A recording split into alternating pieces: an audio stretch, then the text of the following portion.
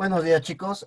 Bueno, el día de hoy vamos a continuar hablando sobre el imperio de los incas. Vamos a ver el segundo bloque y hablaremos un poco sobre su organización económica, su religión y las manifestaciones culturales que ellos tuvieron. Bien, empecemos, chicos. Bueno, empecemos hablando un poco de la economía en el Tahuantinsuyo. Hay que tener en cuenta, chicos, que el Tahuantinsuyo supo aprovechar la organización que ya existía en las sociedades que los antecedieron, ¿no? Ese tipo de organización que ya había en las culturas pre-incas fueron aprovechadas, o mejor dicho, muy bien aprovechadas por el Tahuantinsuyo. Para esto, el trabajo era fundamental en el imperio, ¿no?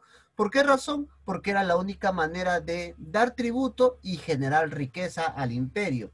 Es por esto que constantemente habían los censos, ¿no? Las cuales eran realizadas por los Tipu Camayoc, para poder saber la cantidad de mano de obra que disponía el imperio, ¿no? Con respecto a la edad, al sexo, ¿bien? Ahora, para tener una organización dinamizada y adecuada de esta mano de obra, eh, el Estado incaico supo aplicar dos principios muy importantes, los cuales son el principio de la reciprocidad y el principio de la redistribución. ¿Bien? Bien, chicos, hablemos un poco de los principios de la economía inca. Tenemos el principio de reciprocidad. Este principio consistía en el intercambio recíproco de fuerza de trabajo entre los miembros del AYU, ¿no? Los miembros del AYU tenían que apoyarse mutuamente. Recordemos que el AYU venía a ser la base de la pirámide social en el Tahuantinsuyo, ¿no? Y era muy importante por ello. Entonces la reciprocidad era el trabajo mutuo en beneficio entre los miembros del mismo AYU. Luego tenemos la redistribución. Bueno, el caso de la redistribución, chicos, se dio entre el Estado y los ayus, ¿no? Se almacenaban los excedentes de alimentos que eran producidos por los distintos ayus y estos mismos excedentes de alimentos se guardaban en almacenes, en los almacenes incas que se conocían como colcas, ¿no? ¿Para qué? Para su posterior redistribución entre los mismos ayus. Pero esta redistribución entre los mismos ayus o del Estado para los ayus se realizaba de acuerdo a las necesidades que tenían los ayus. Hay que tener en cuenta que podían haber épocas donde la agricultura tenía algún problema, podían haber sequías, inundaciones, ¿no? Lo cual perjudicaba a muchos ayus. Entonces, de acuerdo a esas necesidades, era que el imperio volvía a repartir los excedentes que ya tenía, ¿no? Aplicaban la redistribución, ¿correcto? Como podemos ver acá, se sembraba o se cosechaba, luego el excedente se entregaba a los curacas este excedente entregaban a los que se encargaban de administrar las colcas o almacenes, y posteriormente esto venía a ser a redistribuirse entre los ayus, ¿no? Entonces, chicos, estos eran los principios básicos de la economía inca, la reciprocidad y la redistribución. Ahora, cómo era la forma de trabajo? ¿De qué manera se organizó la forma de trabajo en el Tahuantinsuyo? Bien, chicos, el trabajo se organizó de forma colectiva, ¿no? Y teníamos tres formas principales de trabajo colectivo, que eran la mita, la minca y el Aini o la Aini, ¿no? Muy bien, empecemos hablando un poco de la mita. Su etimología, bueno, viene a ser turno o trabajo, ¿no? Estación del año, ¿bien? Su historia, esta forma de trabajo, bueno, ya se estaba dando incluso se dio durante el estado del Tahuantinsuyo, ¿no? Acá se obligaba a trabajar a los varones que eran casados o mayores de 18 años, ¿no? Ellos tenían que trabajar obligatoriamente en favor del Estado, ¿no? Entonces, esa era la mita, era el trabajo obligatorio de los varones mayores de 18 años en favor del Estado, ¿no? ¿En qué consistía este trabajo que tenían que prestar los runas mayores de 18 años al Estado? Bueno, en la construcción de caminos, puentes, fortalezas, centros administrativos, templos, acueductos, etcétera. En todo lo que el Estado necesitara mano de obra, los miembros o los Hatun Runas iban a hacer ese trabajo, ¿no? Bien, luego tenemos la minca. Bueno, la minga, era un trabajo comunitario y obligatorio en favor del mismo ayu, ¿no? Todo por esa razón participaban todos los ayus. Y este trabajo recibían ciertas recompensas, aunque más que recompensas era una forma en que los mismos hombres trabajaban, ¿no? Hacían, como por decirlo así, ollas comunales para que todos los trabajadores comieran. Se repartía la chicha, en este caso la chichejora, y se chachaba la coca, ¿no? Que es una hoja muy importante, o que era una hoja muy importante para los miembros del imperio del Tahuantinsuyo, ¿no? La solían masticar durante los trabajos o las jornadas de trabajo. ¿En qué consistían los trabajos que se realizaban en la minca? Bueno, en cosechar, construir una cerca o camino, ¿no? Construir un templo, ¿bien? Entonces, chicos, la minca era un trabajo obligatorio en favor del mismo ayu, ¿no? Entonces, esa era la minca. Y luego tenemos el aini. El AINI era un sistema de trabajo de reciprocidad y se daba entre los miembros del mismo AYU, ¿no? Este trabajo en que consistía en cosechar, construir una cerca o construir una casa, ¿no? Entre los mismos miembros del AYU se ayudaban, ¿no? Ya sea en la cosecha, ya sea en la limpieza de las canaletas para llevar el agua a las cosechas o en la construcción de una casa, ¿no? Y este trabajo tenía que ser recíproco entre todos los miembros del AYU. De esa manera era como se organizaba el trabajo colectivo en el Tahuantinsuyo. Ahora, como ya sabemos, chicos, el imperio del Tahuantinsuyo era un imperio cuya actividad económica principal era la agricultura. Y al ser la agricultura la principal actividad económica, las tierras cobraban una gran importancia, ¿no? Y por esa razón habían diferentes tipos de tierra en el Tahuantinsuyo, perdón. ¿Qué tipos de tierras teníamos? Teníamos la tierra del Inca, la tierra del Sol, la tierra del Estado y la tierra del Ayu. Las tierras del Inca, chicos, correspondían a cada Inca, ¿no? Cada Inca tenía sus propias tierras y todas estas tierras generalmente estaban alrededor del Cusco. Cuando el Inca moría, estas tierras pasaban a manos de su panaca, a manos de su familia, ¿no? Por esa razón, anteriormente, en la clase anterior, les dije, ¿no? Que cuando un Inca fallecía, conservaba todos sus bienes, seguía conservando todos sus bienes, ¿no? Y de igual manera, conservaba sus tierras. Luego tenemos las tierras del sol. Su producto o la producción de estas tierras del sol estaban destinadas a los templos y también para el consumo de los sacerdotes de estos templos, ¿no? O de los hombres que trabajaran en estos templos. Para ellos era estas tierras, la producción de estas tierras. Pero también la producción de estas tierras se utilizaban como ofrenda en las distintas festividades religiosas, ¿bien? Luego tenemos lo que son las tierras del Estado, que estaban dispersas por todo el Tahuantinsuyo, ¿bien? La producción de estas tierras eran básicamente para almacenarse. Se almacenaban en las colcas o depósitos del Tahuantinsuyo para posteriormente realizar la redistribución, ¿no? Tanto las tierras del Sol, las tierras del Estado y las tierras del Inca eran trabajadas por medio de la mita, ¿no? El trabajo obligatorio de todos los hombres mayores de 18 años en favor del Estado. Y después tenemos las tierras del Ayu. Se administraba comunitariamente entre todos los miembros del Ayu, ¿no? O sea, las tierras eran comunales. Para los incas no existía la propiedad privada, chicos. La tierra era de todos y a todos beneficiaba. Eso es algo muy importante y destacable de este imperio. Bien. Los curacas eran los encargados de la distribución de estas tierras del Ayu, ¿no? El curaca administraba estas tierras y las distribuía entre los miembros del Ayu. ¿De qué manera lo distribuía? Por medio del topo o tupo. ¿Qué cosa era el topo utupo? Era una parcela de terreno que se le entregaba a un miembro de una familia nuclear para que lo trabajara. Generalmente, cuando una persona en el Tahuantinsuyo se casaba, ¿no? Ya sea, si en este caso se casaba un varón, recibía un topo, ¿no? Y si se casaba una mujer, recibía medio topo. Y estas tierras servían para la manutención de la familia nuclear del Ayu, ¿no? Entonces, por eso eran importantes estas tierras, ¿bien?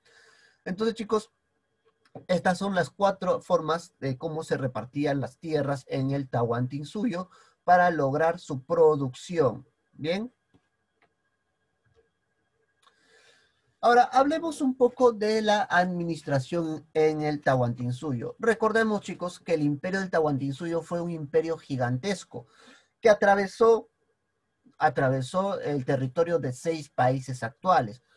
Por ende, y para poder controlar un imperio tan extenso como lo fue el Tahuantinsuyo, se requería de una buena administración y de un ejército bien organizado para mantener la supremacía en las provincias, ¿no?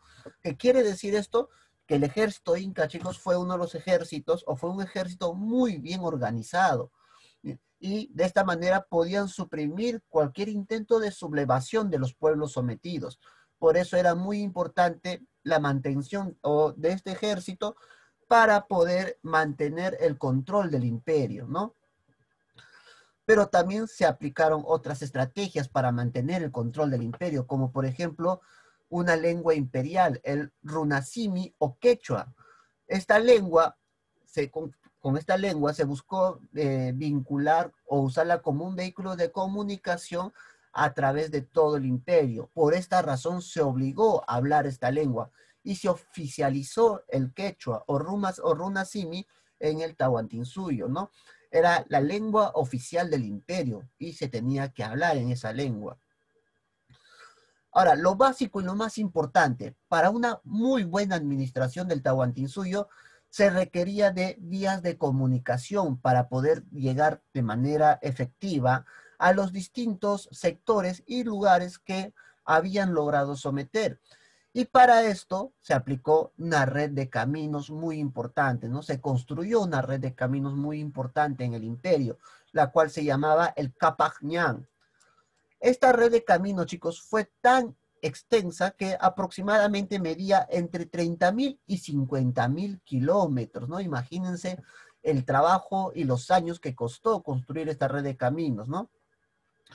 Para de esta manera asegurar un flujo de comunicaciones, ¿no es así? Para que se mueva el ejército, para poder mover los productos agrícolas, el comercio. Entonces, por ende, era muy importante esta red de caminos, ¿bien? Y también la capacidad de registrar toda la información, ¿no? La cantidad de personas que habitaban el imperio, la cantidad de productos que se había logrado recolectar y guardar en las colcas o almacenes incas, y para todo ello era importante el uso de los quipus, ¿no? Y las personas que eran encargados de realizar este trabajo eran los quipus camayoj, no hay que olvidarnos ello, ¿bien? Entonces, chicos, en base a todo esto es que el gobierno del Tahuantinsuyo pudo ser eficaz y controlar todo el imperio, ¿bien? Ahora, en cuanto a la religión o cosmovisión andina, ¿cómo era la religión en el Tahuantinsuyo? Pues bien, chicos, como ya sabemos, la religión en el Tahuantinsuyo era politeísta, ¿no? La religión inca era politeísta, tenía muchos dioses, pero también era panteísta. ¿Qué cosa es el panteísmo, chicos? ¿En qué consiste el panteísmo? Bueno, es una filosofía religiosa. El panteísmo es una filosofía religiosa en la cual plantea que la naturaleza, el universo y la deidad son equivalentes. ¿Qué quiere decir? Que las deidades es equivalente al universo y a la naturaleza, ¿no? A eso se refiere el panteísmo. Y la religión inca o la cosmovisión inca era panteísta. Idólatra, bueno, porque se adoraba a dioses de piedra, ¿no? Heliólatra, ¿por qué heliólatra? Porque se adoraba al sol, era un culto al sol, y a los que hacen culto al sol se les denomina heliólatras, ¿no? y clasista definitivamente, porque incluso entre sus dioses habían niveles y clases, ¿bien? Estaban los dioses principales y los dioses secundarios. Pero también, chicos, hay que tener en cuenta que la cosmovisión en el Tahuantinsuyo, o la comprensión del mundo, porque cuando hablamos de una cosmovisión, estamos hablando de cómo una sociedad entiende el mundo, cómo explica la existencia del mundo. Eso viene a ser la cosmovisión. Muy bien, la cosmovisión andina o del Tahuantinsuyo consideraban tres planos importantes. ¿Cuáles eran esos tres planos importantes o los tres mundos? Teníamos el Hanan Pacha, teníamos el Kai Pacha y el Uku Pacha. El Hanan Pacha era el mundo de los dioses. Acá encontrábamos al dios Inti, a Huiracocha, a la Quilla, al dios Rayo, ¿no? En el mundo en el Caipacha o mundo de los hombres encontrábamos a todos los seres vivos, ¿no? En el Caipacha se ubicaban todos los seres vivos. Y en el Ucupacha venía a ser el mundo de los muertos. El Ucupacha era el mundo de abajo o mundo de los muertos, ¿no? Pero acá también encontrábamos algunas deidades, como por ejemplo Pachacamac y la Pachamama. Habían dos deidades que las encontrábamos en el Ucupacha. Entonces, chicos, en la cosmovisión andina existían tres mundos, el mundo de arriba, el del medio y el de abajo, ¿no? El Hanan Pacha, el Kai Pacha y el Uku Pacha. De esa manera era como ellos veían el universo. Pero también ellos tuvieron, como lo mencionamos, fueron politeístas y tuvieron diversas cantidades de dioses, ¿no? Y tenían sus dioses principales y dioses secundarios. Dentro de los dioses principales de los incas teníamos a Pucun Tuxi Huiracocha, ¿no? Que era el ordenador del mundo, que era el dios principal. Recordemos que Huiracocha venía siendo adorado desde la época de los Chavín, ¿no? Entonces era un dios muy importante. Luego tenemos al Inti, que ya durante el Imperio del Tahuantinsuyo, el Inti o el dios Sol tendrá una posición importante también, ¿no? Estos dos venían a ser los dioses principales. Luego tenemos a los dioses secundarios, ¿no? Como Pachacamac, que era el dios de los terremotos. A Pachacamac lo visualizaban en el Tahuantinsuyo como un dios que vivía bajo la tierra y cuando se molestaba hacía que la tierra temblara, ¿no? Luego tenemos a la Pachamama o diosa de la fertilidad. Era una diosa muy importante a la cual se le rendía culto cada vez que se iniciaba la temporada de siembra, ¿no? Luego tenemos a Iyapa, dios del rayo. A este dios lo visualizaban como un guerrero que con su onda lanzaba rayos y relámpagos, ¿no? Entonces ese era Iyapa. Y finalmente tenemos a la diosa Quilla o la diosa Luna, ¿no?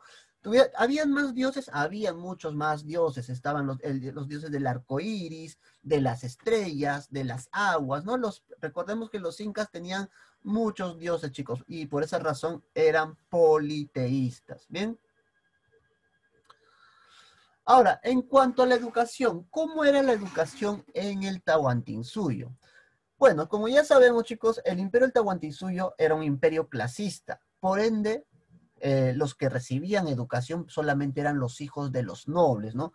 Los hijos de los nobles y hijos de los curacas también recibían educación.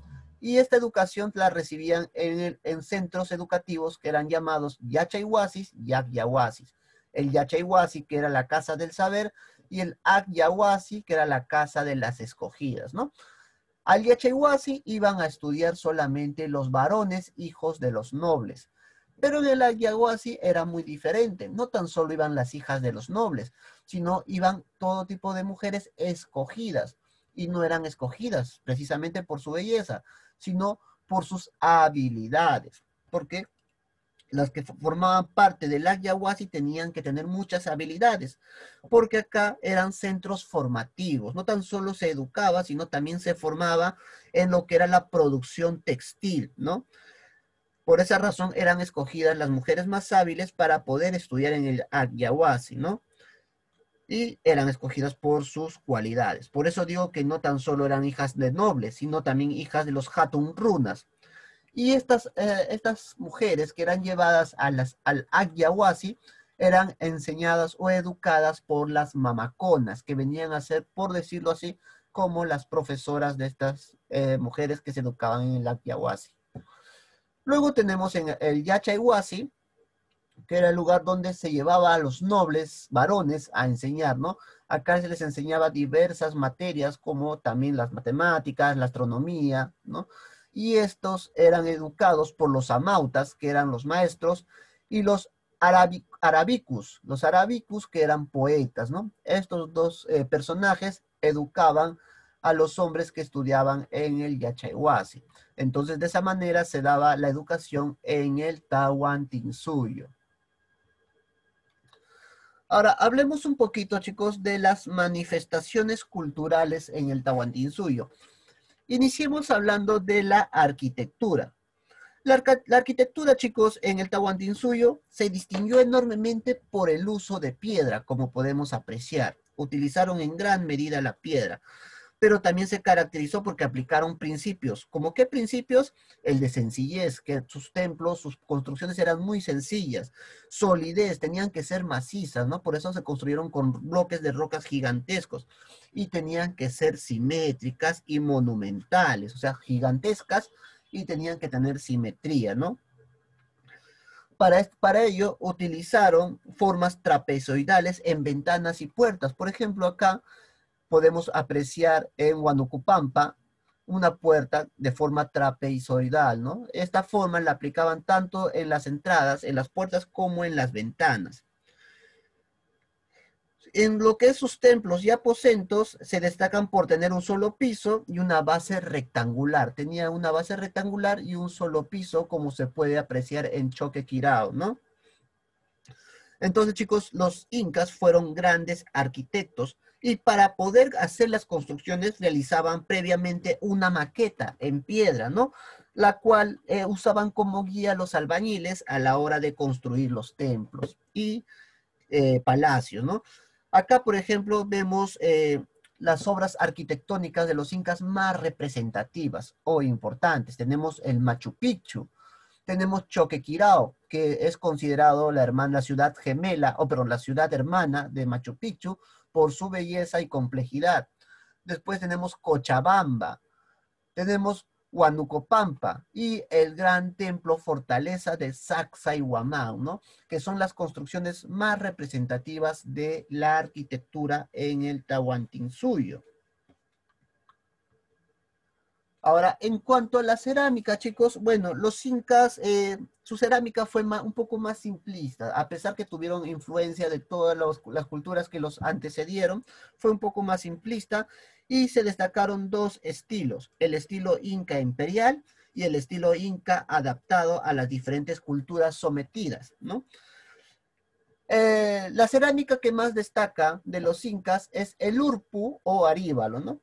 ¿Por qué se destaca? Bueno, porque tiene multitud de colores. Tiene colores como el rojo, amarillo, crema, marrón, negro, ¿no? ¿Y por qué más se caracterizaba? Porque su base era cónica, como podemos apreciar en esta zona, en la foto. La base era cónica. La boca era abierta, ¿no? Y tenía una forma globular, una forma de globo, ¿no? Y también tenemos lo que es el quero, pero que este quero, a diferencia de la cerámica tiahuanaco, en los incas se caracterizó porque lo realizaban o lo hacían en base a madera, ¿bien? Entonces, esto es en cuanto a la cerámica en el Tahuantinsuyo. Ahora, hablemos un poco de la textilería. Lo que es la textilería, chicos, se puede dividir en dos tipos de fabricación de las prendas. Tenemos lo que son las abasca y lo que son las cumpi o cumbi. La sabasca era un tejido común que el pueblo, los jatunrunas, usaban, ¿no? Y estaba hecho en base a diferentes tipos de materiales, como por ejemplo lana de camélidos, ¿no? Y el algodón. Y era mucho más común. En cambio, el cumbi era un tejido mucho más fino y estaba dirigido para la nobleza.